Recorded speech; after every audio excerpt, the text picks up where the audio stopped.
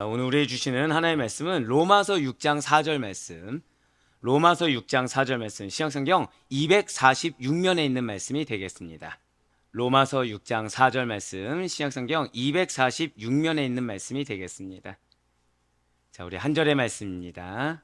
아마 많이들 보신 말씀 중에 하나일 텐데요. 로마서 6장 4절 말씀, 신약성경 246면에 있는 말씀, 우리 다 같이 한 목소리로 합독하도록 하겠습니다. 시작. 그러므로 우리가 그의 죽으심과 합하여 세례를 받음으로 그와 함께 장사되었나니 이는 아버지의 영광으로 말미암아 그리스도를 죽은 자 가운데서 살리신과 같이 우리로 또한 새 생명 가운데서 행하게 하려 함이라. 아멘. 할렐루야. 네, 주께 사랑하신 우리 모든 아대표교회 성도 여러분들을 주님을 환영하고 축복합니다. 오늘 힘이 넘치셔서 너무 좋네요. 자, 우리 좌우편에 있는 분들한테 반가운 마음을 담아서, 우리 또 믿음의 영적 가족이죠. 감사한 마음을 담아서 우리 좀 이렇게 한번 인사하고 시작하시면 좋으실 것 같아요. 주님의 이름으로 사랑하고 축복합니다. 네, 뭐 거듭드리는 말씀이지만 처음은 어색할 수 있어요. 한 두세 번 더 하다 보면 이제 익숙해지니까요. 자, 그래서 한 번 더 인사합시다. 우리 믿음으로 살아갑시다. 자, 이제 고면 드렸으니까 소망을 외쳐야죠. 한 번 더 인사하실 때 우리에게는 새로운 삶이 있습니다. 네, 그렇습니다. 여러분과 저는 진실로 거듭난 자들입니다. 믿으십니까? 거듭난 우리들이기 때문에 그런 우리들에게 새로운 삶이 있다라는 거예요. 우리는 예수 그리스도를 믿는 믿음으로 말미암아 거듭나게 되었고, 그 거듭난 우리들에게는 새로운 날이 정확하게 허락되었다는 것이죠. 마치 환하게 빛이 이렇게 비추어서 혼돈되지 않도록, 앞이 안 보이면 암흑이면 혼돈되겠죠. 어지러울 수가 있겠죠. 근데 혼돈되지 않도록 명확한 길로 걸어가게 되는 그러한 은혜의 삶을 이미 우리는 허락받게 되었다라는 것입니다. 여러분들이 한번 생각해 보시길 바라요. 만약 여러분들이 깊은 잠에서 깨어났습니다. 깨어났는데 내가 일어나고 싶어서 일어난 것이 아니라 밝아오는 태양빛 때문에 내가 일어나게 된 거예요. 자, 그러면 어떻게 되겠습니까? 그때는 우리가 내가 지금 아침 햇살을 맞이하면서, 또는 이 빛 가운데 내가 지금 누워있구나, 또는 빛 가운데 내가 서 있구나라는 걸 직감하게 된다는 것이죠. 잠자는 자였을 때는 이렇게 솟아오르는 태양이라는 것이 아예 보이지 않든가, 아니면 설령 보인다고 하더라도 그저 멀리 떠 있는, 또는 그저 눈에 보이는 나와는 상관없는 태양에 불과했다라는 거예요. 하지만 그 잠을 내가 깨어나고 나서는 우리는 그 태양의 빛을 직접 받고 있는 자로서 그 빛이 비추이고 있는 그 길, 바로 그 길을 따라 걸어가는 자로도 우리는 살아갈 수가 있게 된다는 것이죠. 빛이 없으면 어디로 걸어가야 될지 모릅니다. 빛이 없으면 내가 어디로 걸어가야 될지, 내가 어디로 와야 될지, 또는 내가 어느 방향으로 가야 될지를 모를 수밖에 없다는 거예요.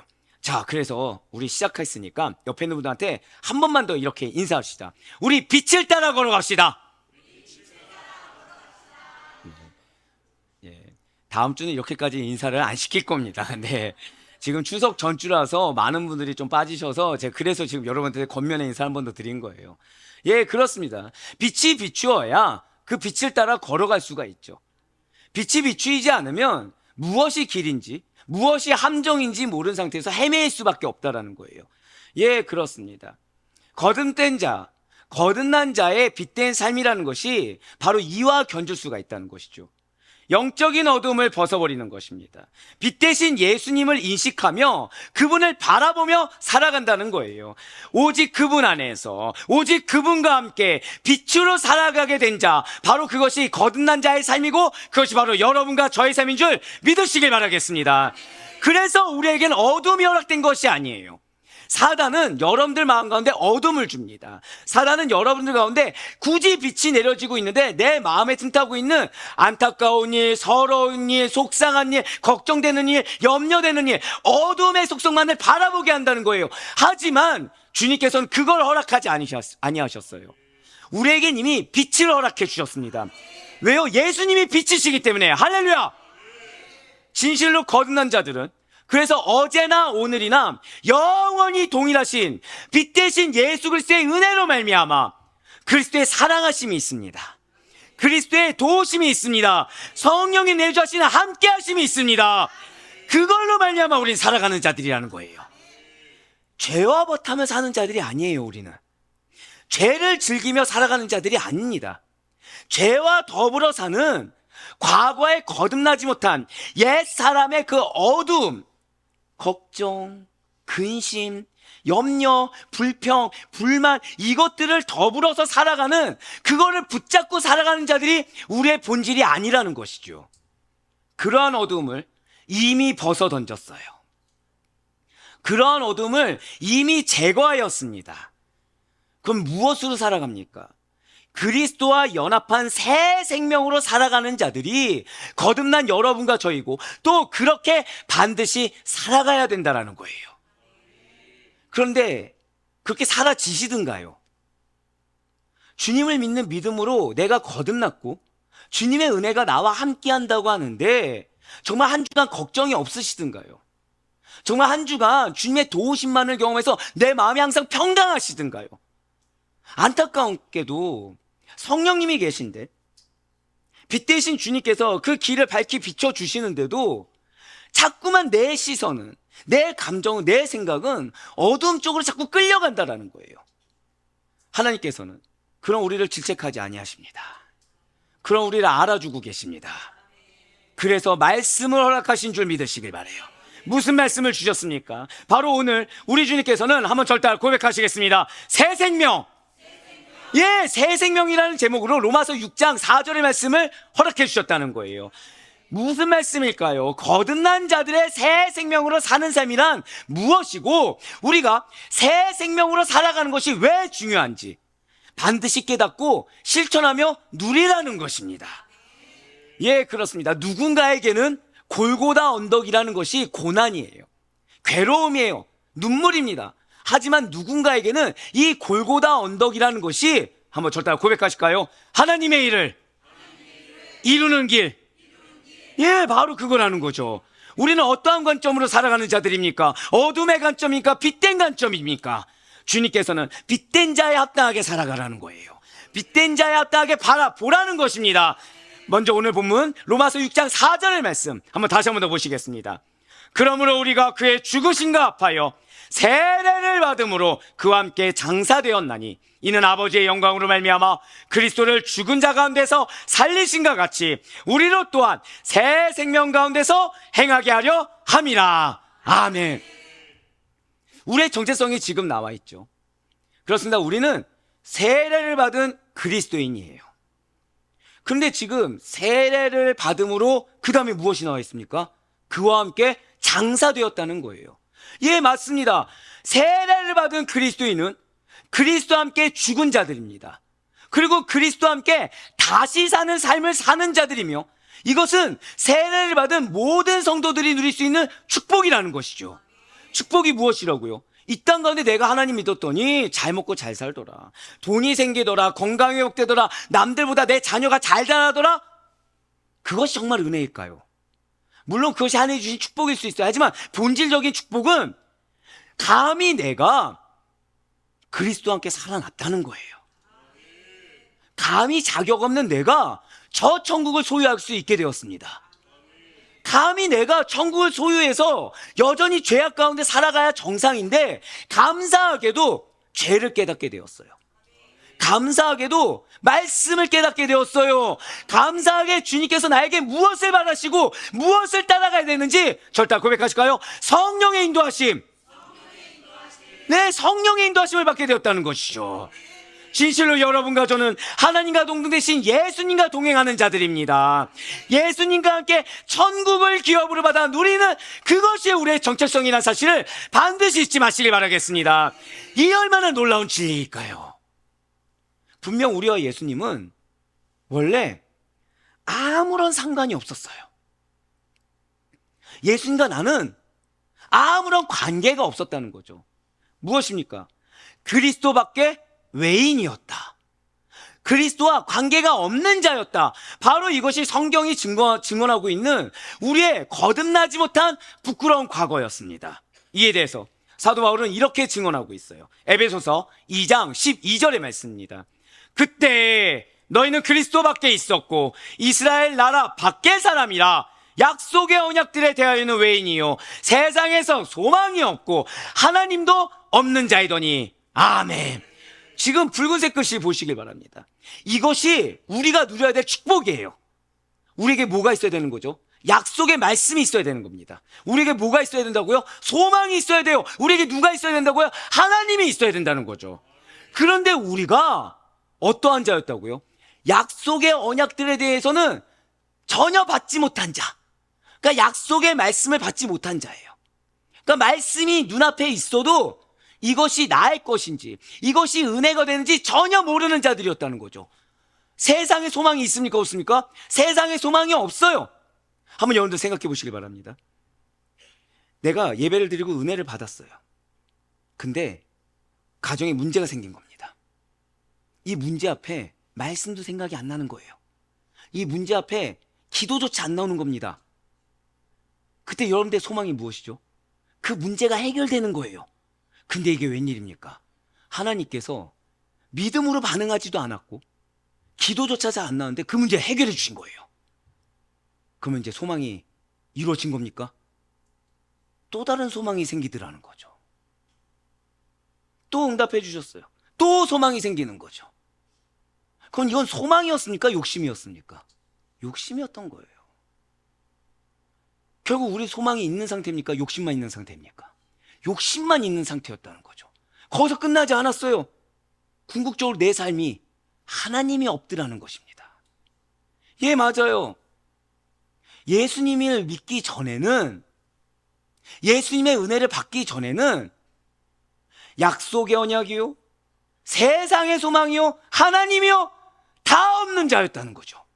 한마디로 가진 게 하나도 없는 자들, 영적으로 매우 가난한 자들이 바로 여러분과 저의 거듭나기 전에 실존이라는 것입니다. 사실 제가 우리 성도님들이 저한테 고백하는 것 중에 제일 안타까워하는 게 있어요. 너무 공고합니다.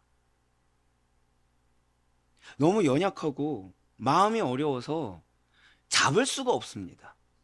자, 이게 당연할까요? 당연하지 않을까요? 제가 좀 더 쉽게 표현해 볼까요? 여러분들이 집에 있는데, 남자분들만 집에 있는데 배가 고픈 거예요. 근데 아내가 친정을 간 겁니다. 여기서 미소를 보이시면 안 되는데, 네, 그렇게 막 바람이 보이시면 안 됩니다. 배가 고파요. 근데 아내가 딱 온 겁니다. 친정에서 갑자기 빨리 온 거예요. 그럼 여러분들 뭐부터 말씀하실 겁니까? 보통 이러면 남자들이 대답을 해야 되는데 갑자기 여자들이 밥 해줘. 네네네. 그렇게 얘기할 수 있죠. 지금 그럼 그분들에게 있어서 지금 그 남편들에 있어서 제일 갈급한 게 뭐죠? 배가 채워지는 거죠. 배가 채워지는 거. 근데 여기서 당신이 없었더니 내가 마음이 어렵더라, 당신이 없었더니 내 마음이 실족함이 있더라, 당신이 없었더니 불편하더라, 막 이렇게 늘어놓을 자들이 계십니까? 아니면 배고프니까 일단 배부터 채우시겠습니까? 배부터 채워야 되지 않습니까? 눈치 보고 계시나요? 어떻게 감히 아내에게 지금 밥을 차려달라고 하냐, 내가 차려야 된다 이겁니까? 좀 더 편하게 말씀드리면 은혜가 갈급해요.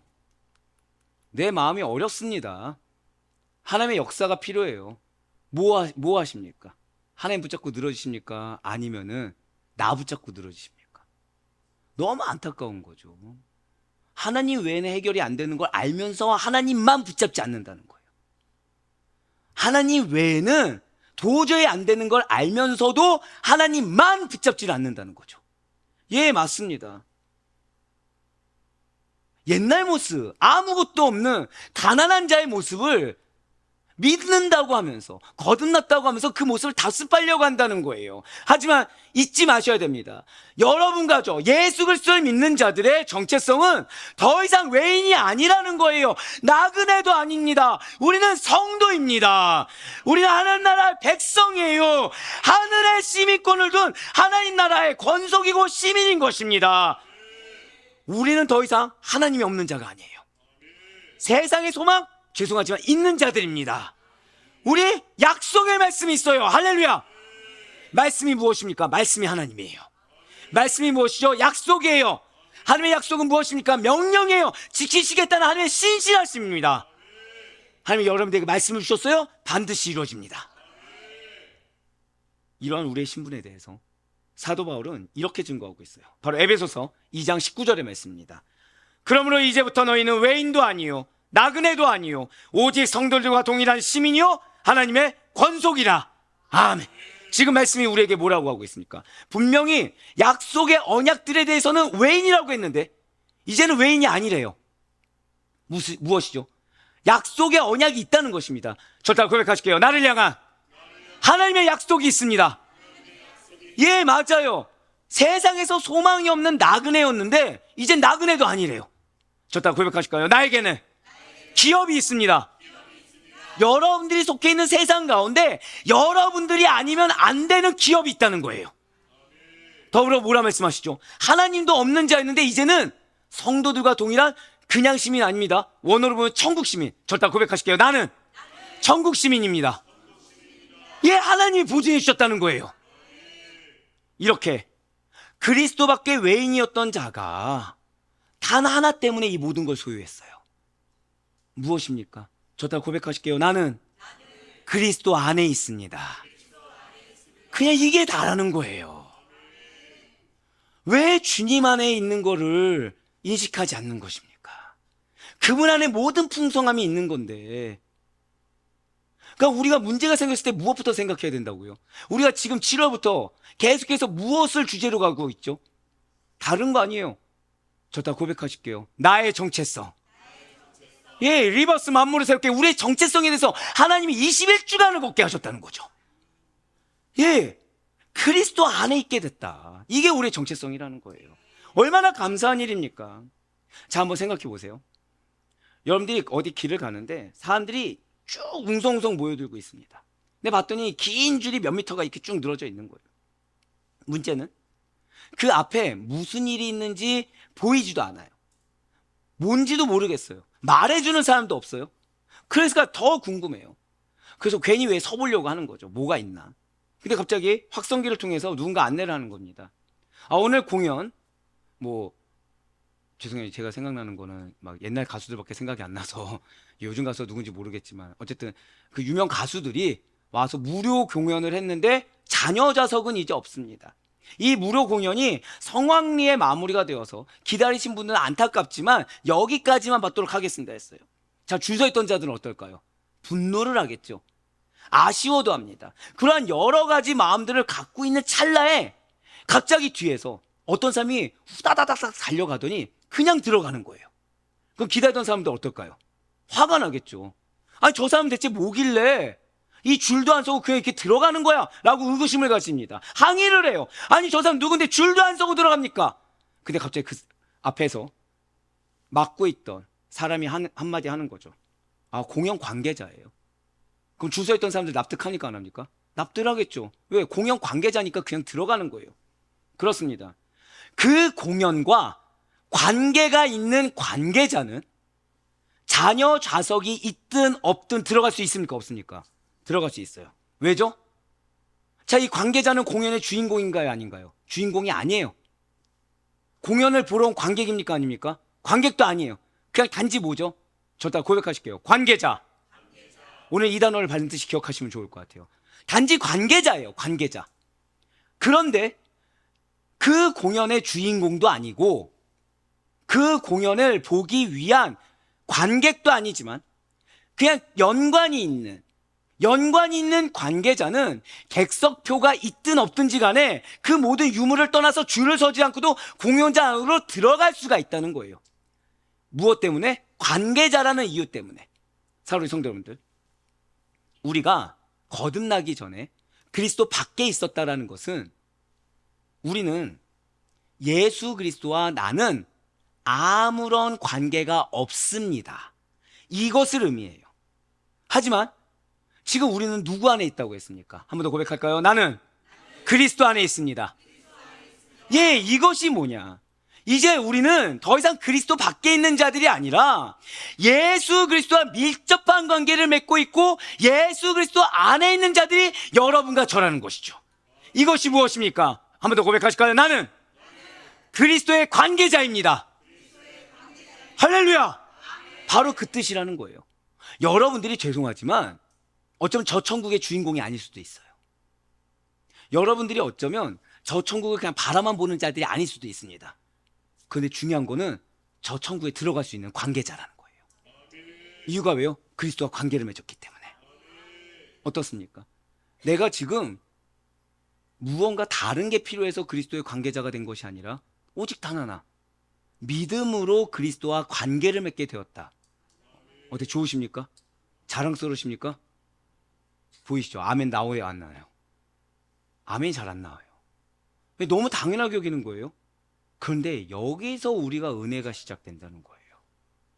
진실로 우리의 정체성은 세상도 아니고요, 사람도 아니고, 나와 연관은 오직 단 한 분, 예수 그리스도와 연관이 있는 그리스도의 관계자, 이것이 우리의 정체성이라는 거죠. 자, 이렇게 지금 이 관계자라는 거, 이 정체성에 우리의 은혜가 달려있다고 했는데, 예, 좋습니다. 우리가 그리스도와 관계자가 되려면 무엇이 필요합니까? 무엇이 필요하죠? 돈 주고 살 수 있는 게 아닙니다. 행위의 공로를 쌓거나 어떠한 노력, 어떠한 열심으로 살 수 있는 것이 아니에요. 내가 교회에 죄송하지만 헌금을 억만큼 드렸다, 소용없습니다. 봉사를 1000만 시간 했다, 소용이 없습니다. 그렇기 때문에, 그런 것들이 소용이 없기 때문에 필요한 게 뭐죠? 우린 답을 알고 있어요. 믿음만이 필요하다는 걸 우리는 알고 있습니다. 그런데 중요한 게 있죠. 믿음은 무엇입니까?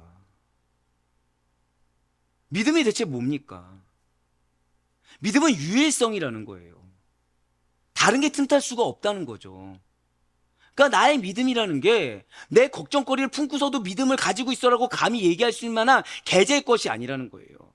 내가 지금 예수님보다 중요한 무언가를 두고서 나는 믿음이 있어요, 난 예수님 관계자예요 라고 얘기할 만한 가벼운 것이 아니라는 거죠. 예, 그렇습니다.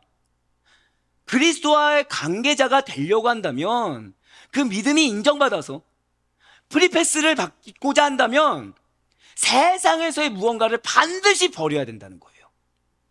세상에서 낮은 자에서부터 높은 자까지 다 따르는 자들이, 나 교회에 이제 좀 발 좀 붙이려고 해요, 나 이제 교회에 좀 있어 보려고 합니다, 내가 세상에서 이런 사람인데 내가 이 교회 안에 와서 좀 들어오려고 합니다, 나한테 성령의 충만함을 주시고 갖가지 하나님의 풍성한 은혜와 권능을 주세요라고 한다고 한들, 즉 세상에서 아무리 잘 나갔다고 해서 그리스도 안에서조차 동일하게 잘 나갈 수 있는 자가 될 거리라는 착각을 버려야 된다는 거예요. 세상의 것을 끌고 와서 믿음의 세계에서도 동일한 대우를 받고 동일한 내가 대접을 받을 생각을 버려야 된다는 거죠. 진실로 주의 거룩한 성전에 들어와 예수님을 만날 생각을 해야 되는데, 성전의 세속적인 가치를 끌어들입니다. 나의 성공 수단으로 삼으려고 합니다. 나의 사업 확장 수완 정도로 삼으려고 합니다. 사람의 인정이 중요합니다. 내 개인의 탐심을 이루고자 합니다. 무언가 다른 하나님 외에, 예수님 외에, 말씀 외에 다른 무언가의 탐심을 이루고자 하는 노력을 하려고 행하는 자들은 결코 하나님과 독생자 예수 그리스도와 관계를 맺을 수가 없다는 거예요. 이미 사도행전에서 이와 같은 자가 있음을 우리에게 보여주고 있다는 거죠. 그래서 베드로는 이렇게 선포하고 있습니다. 사도행전 8장 18절부터 21절까지의 말씀입니다. 시몬이 사도들의 안수로 성령 받는 것을 보고 돈을 들여 이르되, 이 권능을 내게도 주어 누구든지 내가 안수하는 사람은 성령을 받게 하여 주소서 하니, 베드로가 이르되, 내가 하나님의 선물을 돈 주고 산 줄로 생각하였으니 내 은과 내가 함께 망할지어다. 하나님 앞에서 내 마음이 바르지 못하니 이 도에는 내가 관계도 없고 분깃될 것도 없느니라. 아멘. 지금 마술사 시몬이 무엇을 원합니까? 성령의 능력을 원해요. 성령의 능력을 원합니다. 근데 무엇을 들이밀죠? 돈을 들이밀죠. 왜일까요? 마술사 시몬은 돈이 전부니까요. 돈을 들이밉니다. 근데 베드로 뭐라 말하죠? 그 돈으로 망한다는 거예요. 마음에 버리지 못하는 그 돈으로 망한다는 것입니다. 이유가 무엇이죠? 하나님 앞에 무엇이 바르지 않다? 마음이 바르지 못하기 때문에. 진실로 하나님 앞에서 그 마음이 바르지 못한 자들은 성령의 능력을 받을 일도 없고 은혜를 받을 수도 없으며 예수 그리스도의 관계자가 되는 일은 더더욱 추호도 기대하지 말아야 합니다. 그렇기 때문에 물질 만능주의, 돈이 만능이라고 생각하고 있고 제대로 물들어 있던 이 마술사 시몬이 은 몇 푼으로 사도들의 권한을 사고자 한 그 시도라는 것은 당연히 물거품이 될 수밖에 없다는 거예요. 진실로 성령의 능력은 인간의 것으로 살 수 있는 것이 아닙니다. 성령의 능력은 돈으로 살 수가 없어요. 정확히 말씀드릴까요? 영적인 일은 절대 이 세상에 속한 것으로 거래할 수가 없습니다. 하나님의 은혜는 유한한 세상의 돈으로는 그 가치를 환산할 수 없는 어마어마하게 크고 광대한 것으로서 허술한 인간이 그 재능과 능력을 취하려고 해서 허술한 인간이 나의 탐심을 위해서 하나님의 이름을 도용하고 은혜를 사모하고 성령의 능력을 사모한다고 해서 가질 수 있는 것이 결코 아니라는 거예요. 누구에게 허락된 것입니까? 저를 다 고백하실까요? 고람되오. 하나님 앞에 서 있어야 돼요. 하나님 앞에 어떻게 서 있어야 된다고요? 마음이 바르게, 마음이 정직하게, 내 탐심을 위해서 핑계대고 타협되고 누군가를 희생시키고 이것이 아닙니다. 내 탐심을 이루기 위해서 보다 더 많은 권세와 능력을 위해서 이 입지를 위해서 이 짧은 세치어로 다른 것을 통해서 내가 그 이치를 고수하고자 하는 욕심으로 이룰 수 있는 것이 결코 아니에요. 그렇다면 대체 좋습니다. 마음이 바른 자에게 은혜가 임합니다. 마음이 바른 자에게 반드시 능력이 임합니다. 그러면 대체 하나님 앞에 마음이 바르다라는 것이 무엇일까요? 무엇이 하나님 앞에 마음이 바르다라고 인정받을 수가 있는 것입니까? 저 따라 고백하실까요? 믿음, 선한 양심. 예, 믿음과 선한 양심이 하나님 앞에 바른 마음으로 인정받을 수가 있다는 거예요. 그럼 여기서 또 이제 질문이 생기죠. 이 믿음과 선한 양심이라는 것이 어떻게 해서 가질 수가 있죠? 어떻게 해서 가질 수가 있습니까? 저 다 한 번 더 고백하실게요. 죄와의 단절. 여기서 오해하시면 안 돼요. 이 죄와의 단절이라는 것을 그냥 문자 그대로 받아들여서는 안 된다는 것이죠. 법에 저촉되는, 그러니까 법을 어기는 죄를 내가 저지르지 않았다라고 해서 죄와 단절되었다라는 말과 동의어로 삼을 수가 없다는 것입니다. 그러니까 좀 더 쉽게 말씀드리면 내가 세례를 받았어요. 교회에 출석을 해요. 교회에 등록하고 교회 열심히 다니고 헌금하고 봉사를 잘해요. 자, 그럼 죄와 단절된 겁니까? 안 된 겁니까? 그렇게 얘기할 수가 없다는 거예요. 정말 죄송하지만 내가 교회에 10년을 다녔다, 그렇다고 해서 죄와 단절되었다고 얘기할 수 있는 것이 결코 아닙니다.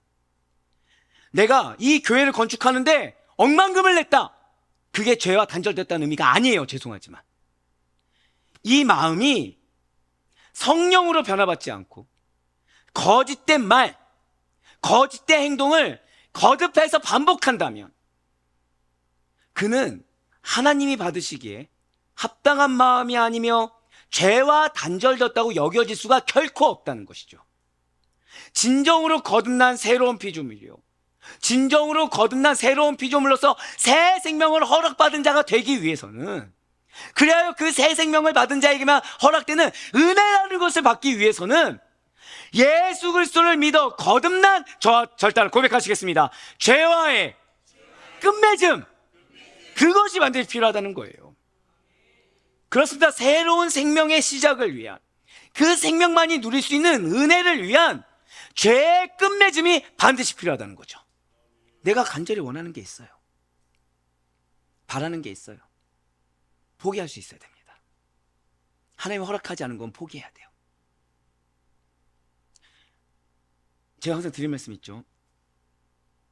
저는 아델포이가 전부입니다. 아멘이 가족밖에 안 나오는군요. 좀 더 노력하는 뜻으로 알고. 전 우리 교회가 전부입니다. 예, 너무 늦었어요. 네. 아신 분은 아시지만, 예, 가족보다 더 교회가 우선인 사람이라서.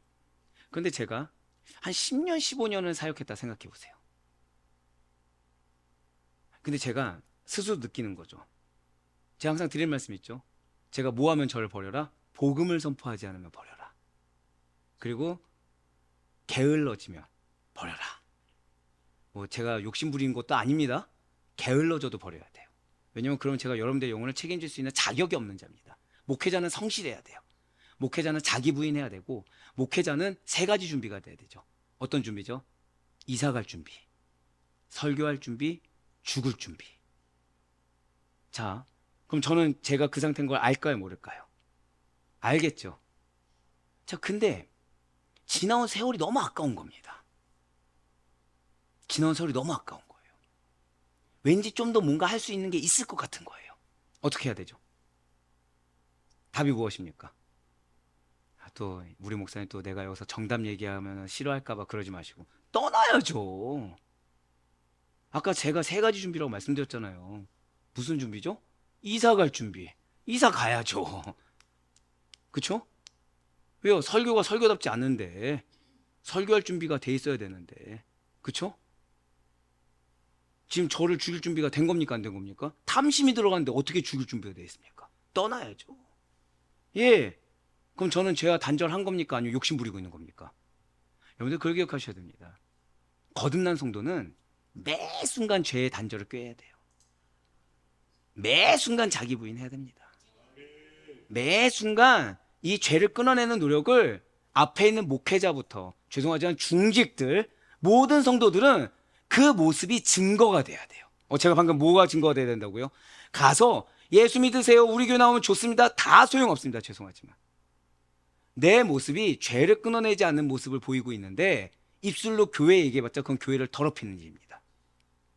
내 모습이 죄와 싸우는 모습이 없는데 예수 믿으세요 하는 거는 오히려 예수를 떠나게 하는 길입니다.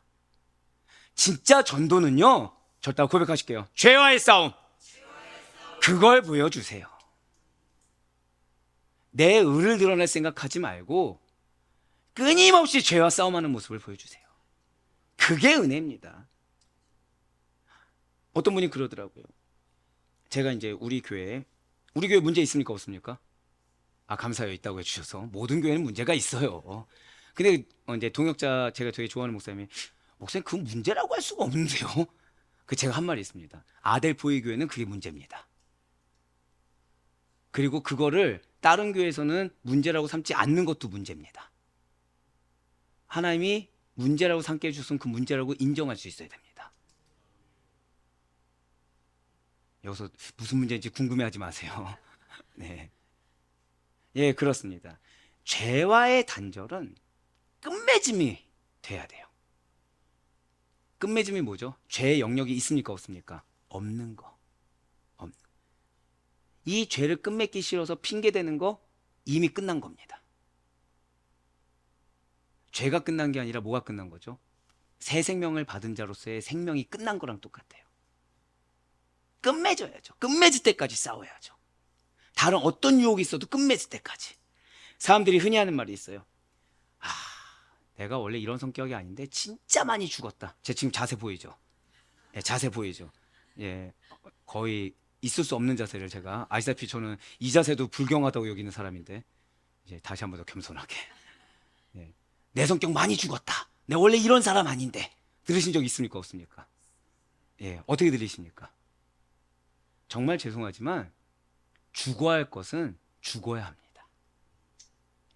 자, 생명 존중 사상을 가진다고 해서 사람에게 해를 입히는 해충을 귀엽다고 살려주면서 그냥 해를 입는 것을 선택하실 분 계십니까, 안 계십니까? 좀 더 쉽게 말씀드릴까요? 여러분들 집에 갑자기 바퀴벌레가 막 다니는 거예요. 곱등이가 막 날개를 치는 겁니다.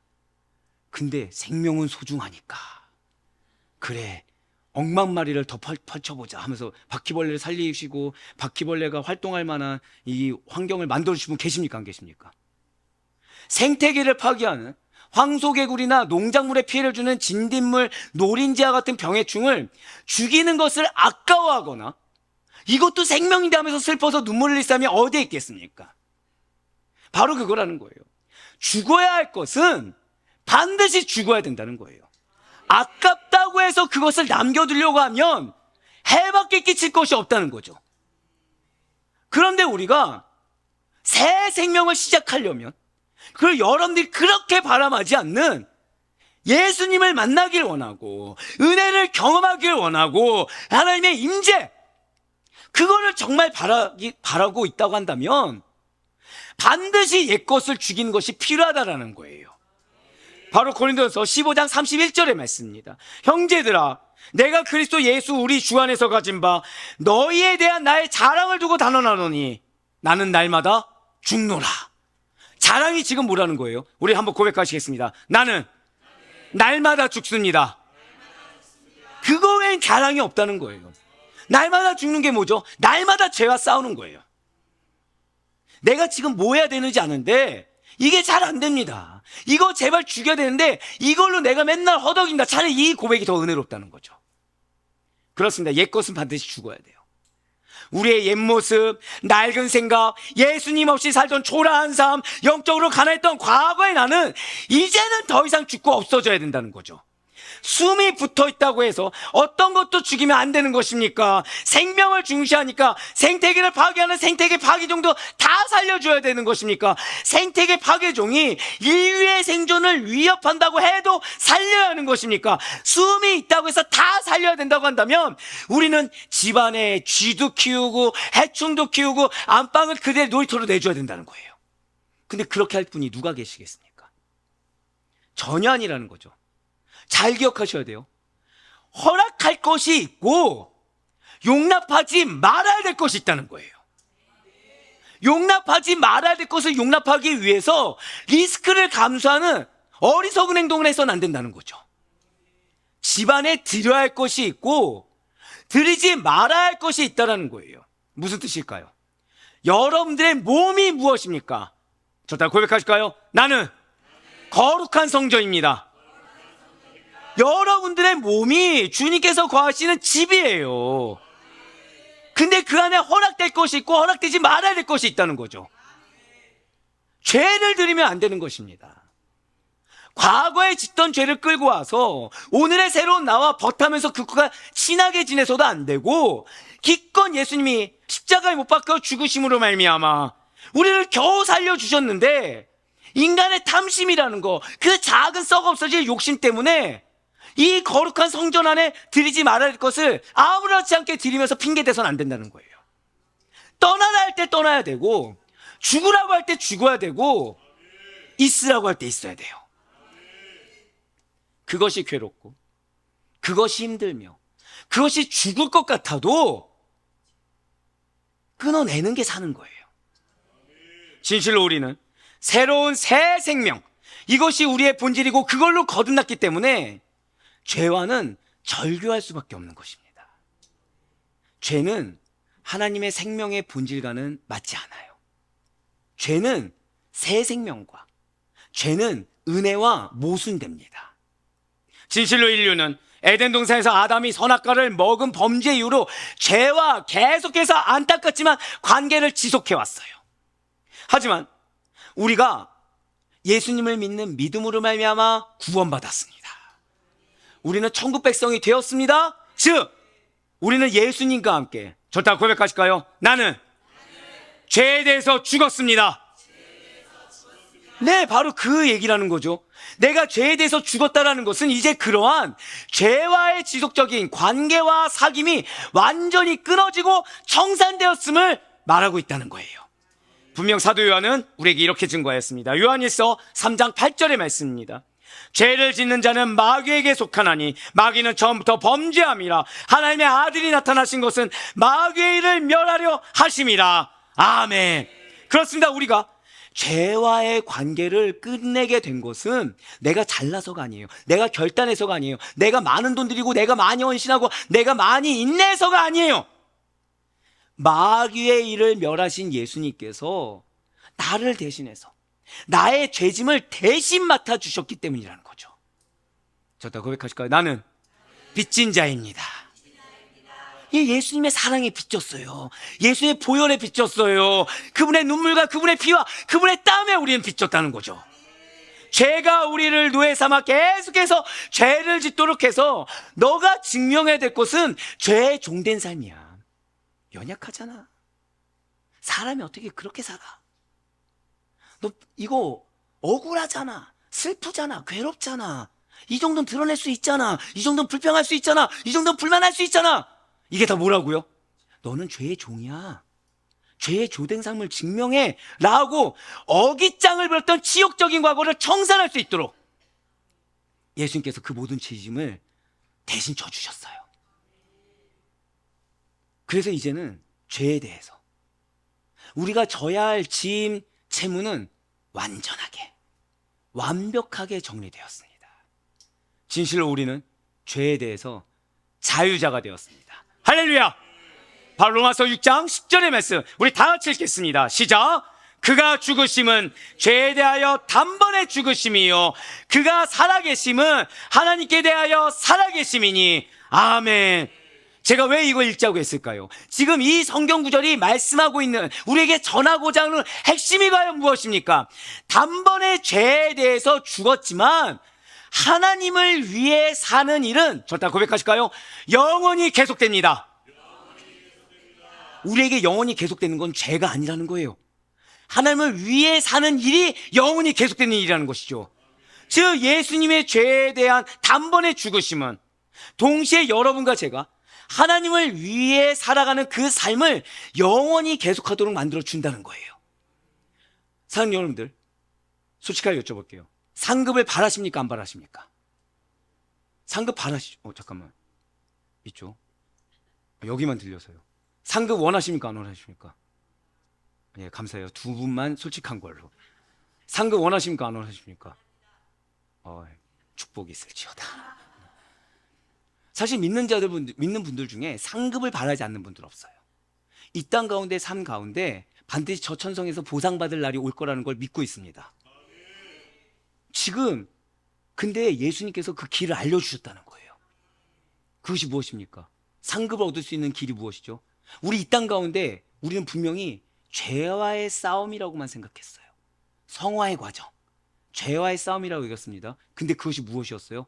죄와의 싸움이 무엇이죠? 하나님을 위해 사는 일이 되더라는 거예요. 하나님을 위해 사니까 누가 알아주십니까?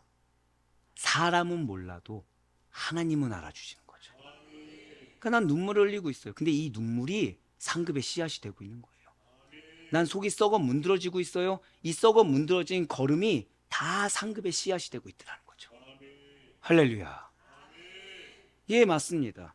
죄에 대해 죽은 자들은 예수 그리스도를 통해 얻게 된 새 생명을 가지고 나를 위한 삶이 아니라 새 생명에 걸맞는 하나님을 위한 삶을 살아야 된다는 거예요. 그것이 궁극적으로 누구를 위한 삶이 되는 것입니까? 나를 위한 삶이 되더라는 것이죠. 진실로 예수 그리스도께서는 하나님의 뜻과 계획을 성취하시기 위해서 이 땅에 오셨습니다. 하나님 나라 복음을 전하는 일 위해 나의 모든 생명을 바치셨다는 사실을 반드시 기억하시길 바라요. 분명 예수님께서는 이렇게 말씀하셨어요. 누가복음 4장 43절의 말씀입니다. 예수께서 이르시되 내가 다른 동네들에서도 하나님 나라 복음을 전하여야 하리니 나는 이 일을 위해 보내심을 받았노라 하시고, 지금 왜 보내심을 받았어요? 복음 전하라고. 아니 목사님, 솔직히 그런데 이게 예수님이니까 하신 거지 어떻게 이게 가능하겠습니까? 저 복음 전해야 된다? 저 믿음대로 생활해야 된다? 하나님을 위해 살아야 된다? 모르지 않습니다. 그런데요, 지금 내가 죽을 것 같아요. 지금 내 마음도 괴로워서 죽을 것 같고 내 상황의 압박도 죽을 것 같습니다. 좀 내가 살아야 복음도 증거하지 않겠습니까? 아니 지금 대출 받은 게 어마어마한데 이거 이자라도 좀 갚아야 되지 않겠습니까? 게다가 지금 우리 자녀 학교에 갔고 회사에 취직했는데 그 아이가 과연 무엇을 할 수 있겠습니까? 우리 아이가 자리 잡을 때까지 부모인 내가 좀 도와줘야 되지 않겠습니까? 내 배우자요, 이제 힘이 없고 늙어서 저 없이는 안 됩니다. 하나님 나라 복음이요 중요한 거 알아요. 그런데 하나님이 나보고 희생해 가면서 당신 섬기라고 한 것은 아니지 않겠습니까?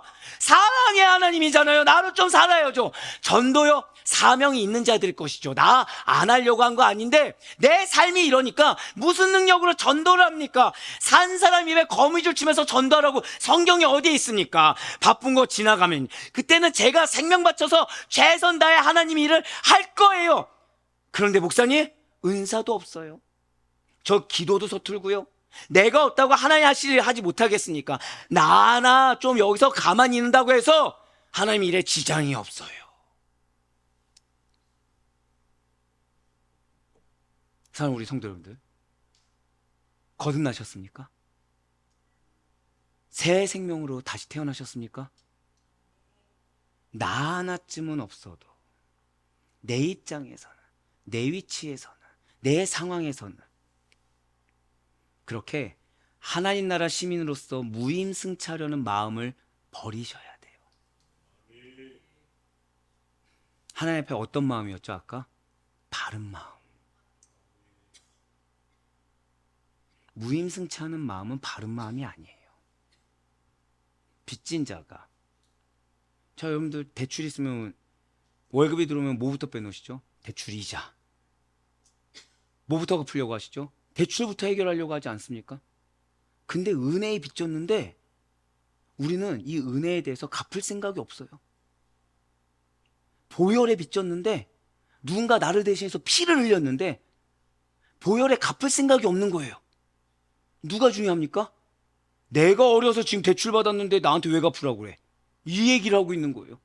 은행 너무한 거 아니야? 이 얘기하고 있는 거예요. 내가 아직도 본인 위주로 살고 있다고 한다면, 하나님을 위한 삶을 살고 있지 못하다면, 아니 내가 그렇게 살고 있는지 인식조차 못하고 있다고 한다면 어쩌면 그는 정말 안타깝지만 예수님의 관계자가 아닐 수도 있어요. 왜냐하면 거듭난 새 생명의 삶, 하나님을 위한 삶은 우리가 과거의 죄에 물들어 있던 삶과는 전혀 다른 삶이기 때문입니다. 만약에 이 메시지가 마음에 찔렸어요, 할렐루야 외치세요. 하나님 나 버리지 않아서 이게 찔리심을 받게 하셨구나. 왜 찔리심 받게 했죠? 빨리 돌이키라고, 빨리 너의 자리를 찾으라고. 그 자리에 은혜가 있으니까 빨리 돌이키라고.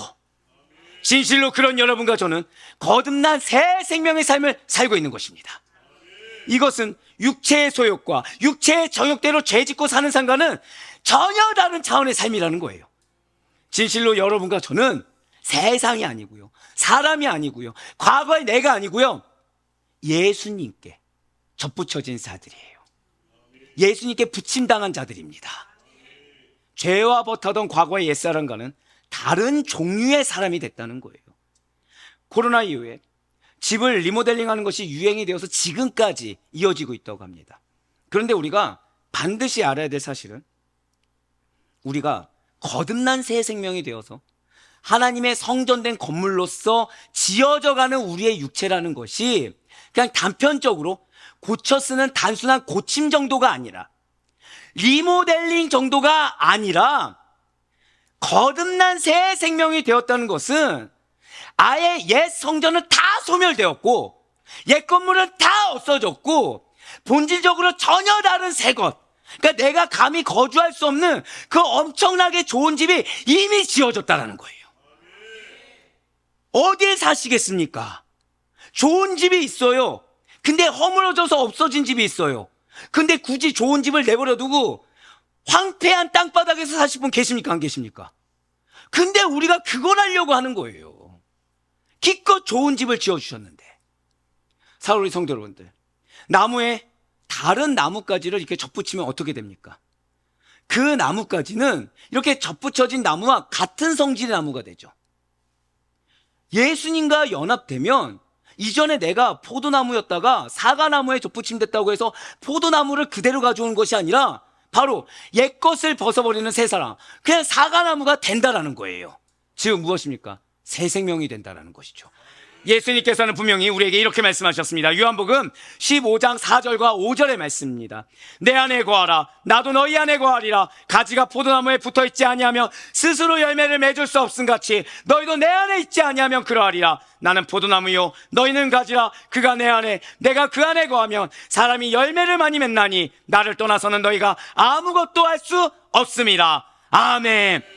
이렇게 새 생명으로 거듭난 여러분과 저는 예수님과 관계를 맺게 된 새 사람으로서 과거의 죄악을, 과거의 육체를 따라 살던 죄악된 무리들의 편에서 완전히 돌아섰다는 것을 의미해요. 그렇다면 과거의 여러분과 저는 어떤 자였습니까? 인간의 것을 따르는 자들이었어요. 세상의 풍속을 따르는 자들이었습니다. 바로 에베소서 2장 2절의 말씀이에요.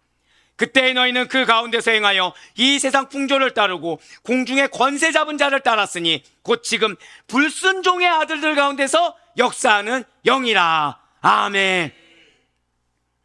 어디에서 역사한다고요? 불순종이에요, 불순종. 그러니까 우리 믿는 자들이 제일 하지 말아야 될 게 사실은 불순종입니다. 순종하지 못한 거예요. 근데 그거를 핑계대고 타협해가지고 덮어 씌우는 일을 절대 해서는 안 됩니다. 그건 뭐랑 똑같죠? 세상 풍조를 따르는 공중의 권세, 죄송하지만 마귀 사탄을 내가 따르면서 마귀 사탄의 영역을 제거할 생각을 한 것이 아니라 덮어씌우는 그런 생각을 내가 감히 품었다는 거랑 동일하다는 거죠. 세상이 추구하고 열망하는 것들의 편에 서서 그들의 대변자가 되고 세상과 기득권층의 변호사를 자처하는 삶, 바로 에베소서 2장 2절의 삶, 육체의 소욕을 이루는 삶의 진영에서 머물고 있던 부끄러운 과거의 삶은 이제 떨쳐버려야만, 아니 아예 없애버려야만 한다는 것이죠. 사울의 아데포리 교회 모든 성도 여러분들, 과연 어느 편에 속하여 계십니까? 과연 어느 편에 속한 생활이 보이고 계십니까? 어느 편에 소속된 생활의 모습을 증거하고 계십니까? 우리는 저다 고백하실게요. 하나님의 마음, 일단 그게 최우선이에요. 하나님이 어떤 마음으로 나를 구원해 주셨는지, 하나님 어떤 마음으로 날 지켜보고 계시는지, 하나님 어떤 마음으로 나에게 무엇을 원하시는지, 그리하여 하나님을 위한 삶을 살아야 된다는 것이죠. 그렇다면 어떻게 해야 되는 것입니까? 하나님의 마음으로 하나님을 위한 삶을 살기 위해서는 어떻게 해야 되는 것입니까?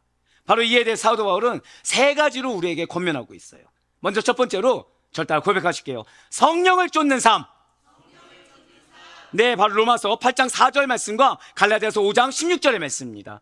육신을 따르지 않고 그 영을 따라 행하는 우리에게 율법의 요구가 이루어지게 하려 하심이니라. 내가 이르노니 너희는 성령을 따라 행하라. 그리하면 육체의 욕심을 이루지 아니하리라. 아멘. 율법의 요구가 무엇입니까? 죄가 죄인 줄 알고 그 죄를 끊는 게 율법의 요구예요. 근데 이 율법의 요구가 이루어지게 되는 것이 있다라는 거예요. 그것이 무엇이죠? 성령을 따라 행하라는 거예요. 성령을 따라 행하면 어떻게 된다는 것입니까? 육체의 욕심을 이루지 아니한다는 것입니다. 그럼 두 번째는 무엇일까요? 첫 번째는 성령을 쫓으라고 했는데, 두 번째는 하나님의 마음으로 하나님을 위한 삶을 살려면 저 다 고백하실게요. 사랑으로 행하겠습니다. 바로 그거예요. 사랑으로 행하겠다는 거죠. 에베소서 4장 2절의 말씀입니다. 모든 겸손과 온유로 하고 오래 참음으로 사랑 가운데서 서로 용납하고. 아멘. 굉장히 사실 어렵고 무서운 말씀이에요. 성령 충만함이 없다면 할 수가 없습니다. 자, 사랑 가운데 거하기 위해서는 뭐가 있다는 거예요? 겸손함이 있습니다. 온유함이 있습니다. 인내가 있어요. 근데 사랑의 증거가 무엇이라고요? 서로 용납한다는 거예요. 마지막이 무엇입니까? 하나님 마음으로 하나님을 위한 삶을 살기 위한 세 번째는 저도 한번 더 고백하실까요? 빛의 자녀로. 바로 그거예요. 빛의 자녀로 살아야 된다는 것이죠. 바로 에베소서 5장 8절의 말씀입니다. 너희가 전에는 어둠이더니 이제는 주 안에서 빛이라. 빛의 자녀들처럼 행하라. 빛의 자녀들답게 살라는 거예요. 거기에 속한 자답게 증거를 보이라는 것입니다. 진실로 이러한 하나님의 원리를 우리가 살아가는 삶의 원리로 받아들여야 됩니다. 성령을 쫓아 살아야 돼요. 사랑으로 행해야 됩니다. 빛의 자녀답게 살아가야 된다는 것이죠. 이것이 예수님의 가치였어요. 예수님의 가치를 우리의 가치로 알고 사는 삶을 살아야 된다는 것이죠. 하나님의 원리로 예수님의 가치를 붙잡고 살아가는, 바로 성령을 쫓아가고 사랑으로 행하고 빛의 자녀로 사는 것, 이것이 결국 무엇이겠습니까? 저 따라 고백하실게요. 나는 그리스도로 삽니다. 바로 그거예요. 돈으로 사는 게 아니에요. 내 마음의 간절한 욕구를 푸는 걸로 사는 게 아니에요. 내 명예를 위해 사는 게 아니에요. 그리스도로 사는 거예요. 그리스도로 살지 않으면 거룩하고 성결한 새 생명의 삶을 나의 것으로, 나의 가치로 받아들이지 않고 있습니다 라고 내가 증거를 보이는 것이 아니고 무엇이겠습니까? 그렇습니다. 새 생명은 거룩한 생명이에요. 거듭난 자, 새 생명이 있는 자는 무엇이 나온다고요? 거룩한 삶. 완벽한 거요? 아니에요. 제가 뭐라 말씀드렸습니까? 죄와 싸우는 모습을 보이는 게 오히려 은혜라고 하지 않았습니까? 거룩한 삶은 거룩을 추구하는 삶이에요. 비록 지금 못할 수 있어요. 하지만 오늘보다 내일이 반걸음 더, 내일보다 모레가 더 반걸음 더 거룩한 삶으로 나아가는 거예요. 그리스도께서 추구하신 가치를 예수님이니까 가능하지 이런 말 뒤에 숨는 것이 아니라 나도 그것을 추구하며 사는 삶이라는 거죠. 진실로 그리스도인은 예수님을 닮아가는 자이며 예수님을 주로 시인하고 오직 예수님만을 따르는 자들입니다. 누구처럼 살아야 되는 것입니까? 그리스도처럼, 그리스도 같이 사는 사람이 그리스도인이라는 거예요. 분명히 주님께서 뭐라 말씀하셨죠? 말씀대로 살라고 하지 않으셨습니까? 말씀이 무엇입니까? 말씀이 누구입니까? 말씀이 하나님이신 줄 믿으시길 바랍니다. 그런데 예수님 뭐라 말씀하셨죠? 말씀대로 살라. 말씀에 순종하라고 하셨어요. 할렐루야. 결국 무엇이죠? 이 말씀대로의 삶의 증거가 누구십니까? 예수님이세요. 결국 우리의 삶의 표본은 누구십니까? 예수님이세요. 예수님과 같이 살라는 거예요. 예수님의 길을 따라 가라는 거예요. 그것이 우리의 가치가 된다는 거예요. 우리가 거룩한 주의 보혈로 죄 씻음을 받아 성령으로 거듭났음에도 불구하고 그리스도같이 살지 못한다고 한다면 여러분과 저는 예수님이라는 가지에 접붙여졌지만 거기에 합당하지 못한 가지가 되는 거예요. 우리는 결코 그러한 합당하지 못한 가지가 되어서는 안 되는 것입니다. 그래서 예수님께서는 우리에게 이렇게 말씀하셨어요. 요한복음 15장 2절의 말씀입니다. 물은 내게 붙어 있어 열매를 맺지 아니하는 가지는 아버지께서 그것을 제거해 버리시고 물은 열매를 맺는 가지는 더 열매를 맺게 하려 하여 그것을 깨끗하게 하시느니라. 아멘. 간단하죠. 예수님 같이 산다고 한다면, 그 믿음으로 산다고 한다면 풍성한 열매가 있는 줄 믿으시길 바랍니다. 진실로 우리는 합당하지 못한 가지로 살아가기 위해서 우리 주님과 함께 십자가에서 죽고 다시 살아나신 것이 결코 아닙니다. 예수님께서는 자기 자신을 버리시면서까지 우리를 사랑해 주셨어요. 내 것을 내어 주셨습니다. 내 생각을 버리셨습니다. 내 뜻조차 포기하셨어요. 왜요? 하나님의 뜻과 계획이 가장 중요했기 때문에. 그리고 그것을 삶에서 실천하실 때도 내가 가질 수 있는 권리와 유익을 버리심으로 말미암아 하나님의 사랑을 나타내셨어요. 하나님의 사랑 무엇으로 나타냈다고요? 내 권리 포기해서, 내가 얻을 유익을 포기해서. 바로 이 모습입니다. 진실로 성령을 따라 서로 사랑하고 빛의 자녀로 사는 삶, 예수님께서 추구하신 원리와 가치를 따라 살아가고자 한다면 우리는 새 생명이 태어나고 새로운 영적 가족들이 늘어나는 것을 보고 기뻐하는 일이 반드시 생길 것을 믿고 나아간다는 거예요. 그러나 우리가 그런 예수님의 가치, 예수님의 원리를 따르지 않게 된다고 한다면 죄송하지만 빗나간 사랑, 세속적인 사랑을 하게 된다는 거죠. 하지만 새 생명으로 거듭난 저와 여러분은 우리와 같은 또 다른 새 생명의 잉태를 바라는 마음으로 말미암아 옛 것을 완전하게 버려야 된다는 것입니다. 단순히 죄악된 옛 성품, 옛 모습, 옛 마음만 버리는 정도가 아니에요. 우리는 어린아이와 같은 연약한 믿음도 버려야 됩니다. 그러할 때 우리 주 예수 그리스도의 사랑 안에서 온전한 믿음의 삶을 사는 새 생명의 열매가 맺히는 것을 경험할 수가 있다는 거예요. 분명히 사도 바울은 고린도서 13장 4절부터 7절까지의 말씀을 통해서 사랑이 무엇인지에 대해서 말을 하며 11절 말씀을 통해서 우리가 나아가야 될 길을 보여주었습니다. 고린도서 13장 4절부터 7절까지, 그리고 11절의 말씀입니다. 사랑은 오래 참고, 사랑은 온유하며 시기하지 아니하며, 사랑은 자랑하지 아니하며 교만하지 아니하며, 무례히 행하지 아니하며, 자기의 유익을 구하지 아니하며, 성내지 아니하며, 악한 것을 생각하지 아니하며, 불의를 기뻐하지 아니하며, 진리와 함께 기뻐하고, 모든 것을 참으며, 모든 것을 믿으며, 모든 것을 바라며, 모든 것을 견디느니라. 11절 말씀이에요. 내가 어렸을 때에는 말하는 것이 어린아이 같고, 깨닫는 것이 어린아이 같고, 생각하는 것이 어린아이와 같다가 장성한 사람이 되어서는 어린아이의 일을 버렸노라. 아멘. 이거 원어로 보잖아요. 버려야만 한다는 거예요. 버렸다, 버릴 수 있다가 아니라 무엇이라고요? 버려야만 한다. 그러니까 우리가 제일 하지 말아야 될 말이 뭐죠? 아직 내가 연약해서, 아직 내가 부족해서, 이 말은 하지 말아야 된다는 거예요. 그 말은 믿는 성도에게 부끄러운 말이라는 거죠. 차라리 그 말할 시간에 반보라도 더 예수님께 나아가야 된다는 것입니다. 그러니 우리가 죄에서 돌이켰어요. 잘한 겁니까? 당연한 겁니까? 잘했다고 할 수가 없는 거예요. 당연하다는 것입니다. 진실로 죄에서 돌이킨 자는 과거의 어린아이 같은 일을 빨리 버리고 더 성장하고 더 성숙해서 주님의 마음을 기쁘게 해야 하는 것입니다. 새 생활이라는 것이 선택사항이 아니라 반드시 필요하다는 거예요. 오늘 본문 말씀 다시 한번 더 보시길 바래요. 지금 붉은색으로 부분 보시면 새 생명 가운데서 행하게 하려 함이라. 왜 우리 구원하셨다고요?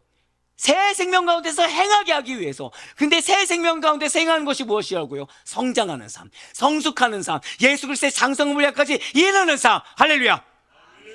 자, 우리 아레포의 성도 여러분들, 사과나무를 말라 죽게 만드는 줄기 마른 병이라는 것이 있습니다.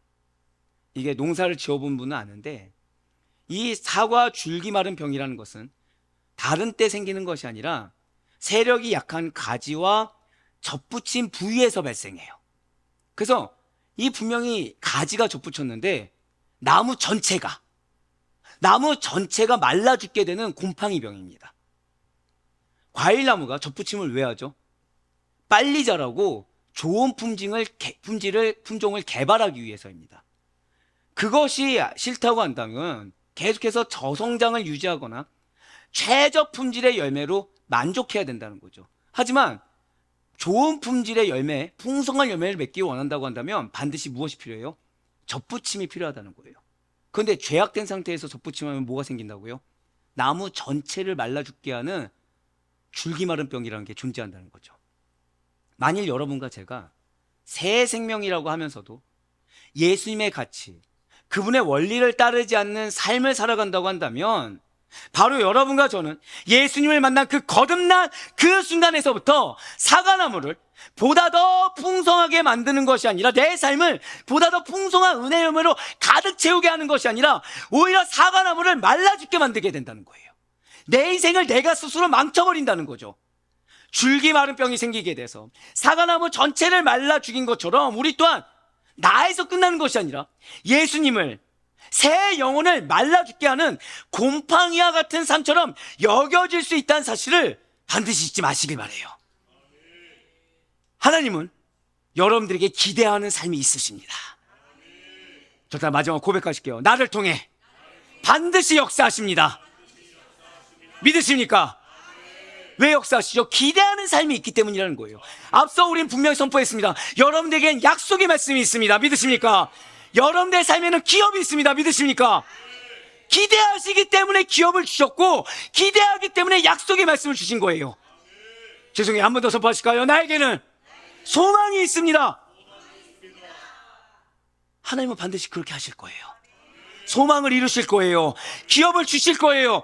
그런데 그러한 하나님의 기대를 저버리는 삶을 산다고 한다면, 그러한 하나님의 마음을 슬프게 하는 삶을 산다고 한다면, 나를 통한 하나님의 기업이 이루어지는 거, 나를 통한 그 소망의 열매가 풍성해지는 거, 나를 통한 하나님 나라를 확장하는 거, 그것이 아니라 우리의 죄악된 행동, 연약하다고 일컫고 싶은 말 한마디 한마디가 나의 인생뿐만 아니라 하나님 나라를 좀먹고 곰팡이 피게 해서 궁극적으로 하나님 나라를 막는 정도가 아닌 하나님 나라를 말라 죽게 만드는 시도와 그 악행을 한다는 것을, 그리하여 하나님부터 아예 태어나지 아니한 것만으로도 못하다는 사실을, 그런 사실을 인정받을 수밖에 없다는 사실을 잊지 마시길 바라요.